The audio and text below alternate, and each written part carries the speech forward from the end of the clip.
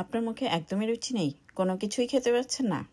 তবে আমার আজকের এই রেসিপিটা আপনার জন্য। টমেটোর এই ভর্তাটা করে আপনি 1 প্লেট ভাত খেতে পারবেন অনায়াসে। যারাই আমার হাতে টমেটোর এই ভর্তাটা খেয়েছে তারাই বলেছে আজকে বেশি ভাত খাওয়া হয়ে গেল আপনার এই ভর্তার জন্য। মাত্র কয়েকটা উপকরণেই তৈরি করে নিতে পারবেন টমেটোর এই ভর্তাটি।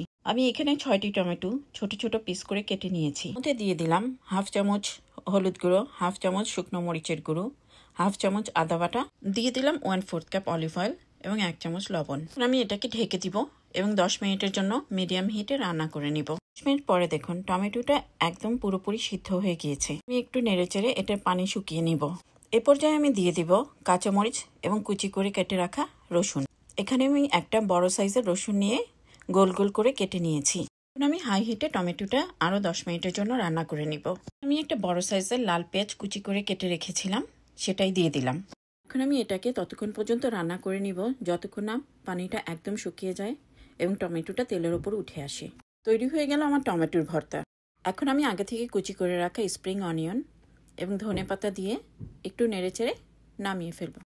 টমেটোর এই ভর্তাটা খুবই সাধারণ একটা খাবার, কিন্তু এটা খেতে এত অসাধারণ আপনি বাসায় বানিয়ে না খেলে বুঝতে পারবেন না।